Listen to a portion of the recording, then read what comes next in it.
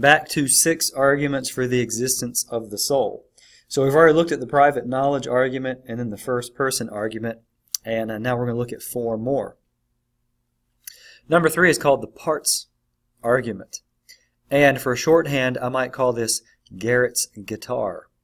So here's my example. I used to use an automobile for this, but Garrett and I started talking about Stratocasters. And so I thought, that's a better example than the car example I used to use. So let's just pretend that Garrett has a Stratocaster, a guitar, and he likes it okay, but he wants to upgrade it. It's got some problems.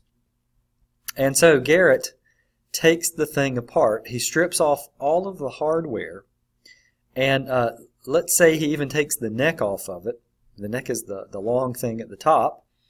He takes all of that off. He puts a new finish on it, puts new hardware on it, a new neck, new strings, new tuning keys. Let me ask you this. Is it the same guitar as it was before? Well, probably your answer is no. It's not the same guitar. If all you've got is that one large body piece, but everything else has been substantially replaced, we would not consider it to be the same guitar. And so that's with physical objects. But what about with us as human beings? If I replace one of your organs, like if you needed a new kidney, or if you needed new lungs, or if you needed a new heart, or whatever we can replace, what if I could substantially replace all of your internal organs? Would you still be you? Well, the answer to that is no. I'm sorry, wrong. The answer is you would still be you. Oops. Yeah, you would still be you. Even if we replaced your internal organs, you would still be you. Your identity would not change. Now, I think this argument falls a little bit short, because if we replace somebody's brain, then there might be a difference there. But considering that with our current technology you cannot replace brains, we're just going to leave that one intact. But if you could replace every organ in a human body, would that person be the same person? Yes, they would have the same identity. They would still be the same person, unlike the guitar. And so here's how this argument works. Physical entities, like a guitar, are dependent on their parts for their identity. But we as humans are not dependent on our parts for our identity. Therefore, humans are not purely physical entities. Again, this is one of those arguments, I personally would not use this one, except maybe just to get a conversation going. I don't think this one is terribly strong. And so let's look at some others. But again, if this works for you, then you feel free to use it. I mean, who couldn't remember Garrett's guitar? Now let's go to the measurement argument. The measurement argument. So again, let's go to the brain. If I wanted to measure the mass of your brain, could I do it? The answer is yes. If we could somehow scoop out your brain, we could figure out how much mass it actually has. Could we figure out the length and the width of your brain? Yes, we could. We could take a tape measure and we could figure all that stuff out. We could use the tools of geometry and find out all kinds of incredible things about your brain. But what about your thoughts? Can we measure your thoughts in the same way that we can measure your brain? And the answer to that is no. I mean, let's just say that I have you imagine a big yellow dump truck. Can we then take, a tape measure and figure out how big that yellow dump truck is? Can we figure out its mass? No, we can't do any of that. Even something like pain. You can't really even measure somebody's feelings of pain.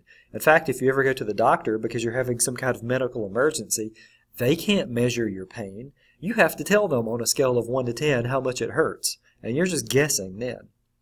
And so here's where this argument goes, the measurement argument. Physical entities, like the brain, can be measured using physical measurement instruments.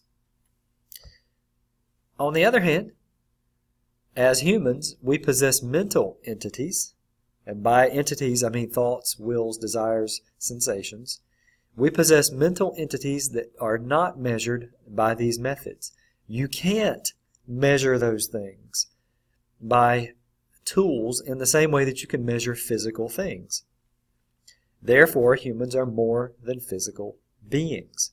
Now, I do find this one pretty persuasive because this violates the law of identity pretty clearly. If you can't use the same measurement tools for thoughts that you can use for the brain, that means they are not the same thing. And so the mind must be something different. All right, let's go to the fifth one, the self-existence argument. This one made more sense a few years ago when I was actually obsessing on something. Several years ago, I started deer hunting. And the first year, I didn't really get anything, but then the second year, oh boy, the second year, I shot 2 does and 1 buck. And I was so excited about deer hunting.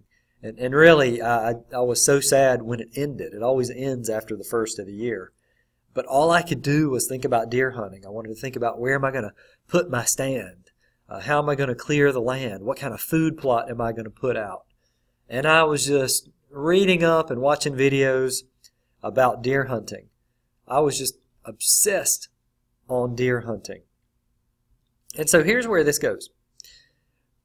Those obsessive thoughts I had were about something outside of myself.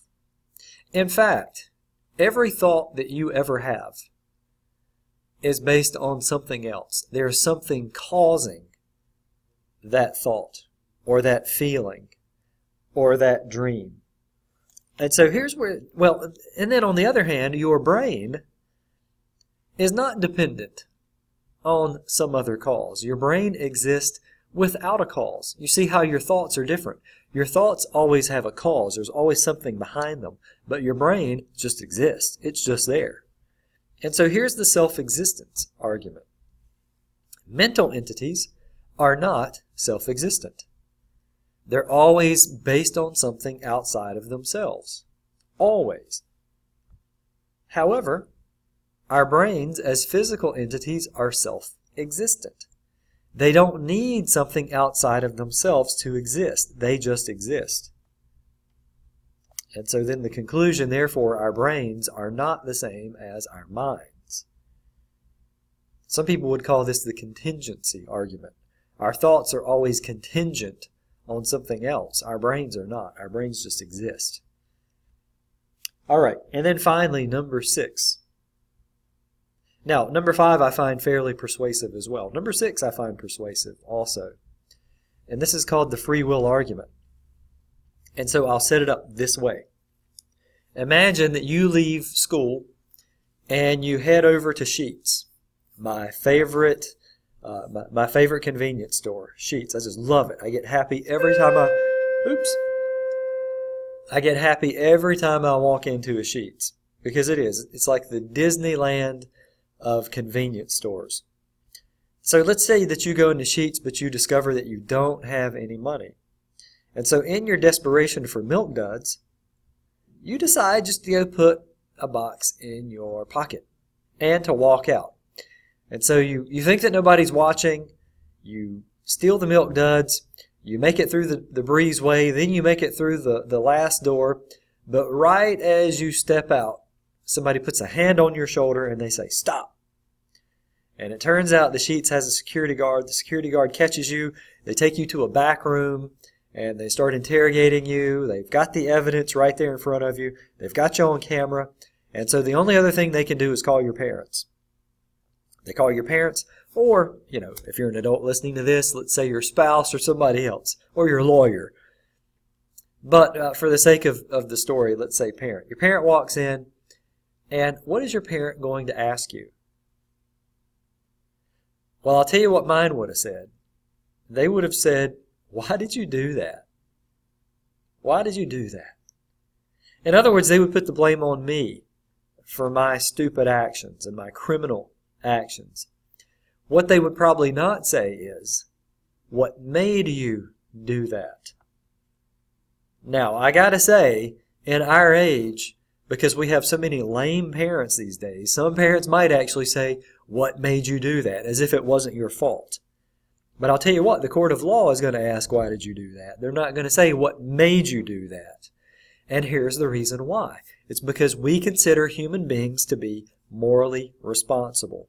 We don't hold animals to the same standard.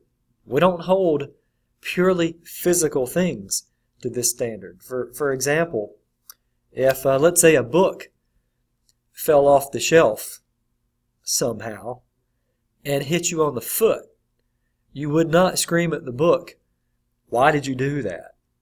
You would be looking around for what made it do that. Was there an earthquake? Did somebody push the shelf? Somebody playing a trick on you? Something like that. And the reason that we hold human beings morally responsible and not physical objects is because we have free will. We have the ability to make choices, and we can be held accountable to those choices. And so here's how the last argument goes. No physical system is a free agent. In other words, things that are purely physical don't have choice. They don't have real choice the way that human beings do. They don't have moral choices. Therefore, no physical system has moral responsibility. The book that fell off the shelf, even if it killed you, will not be held responsible by a court of law. Human beings do have moral responsibility.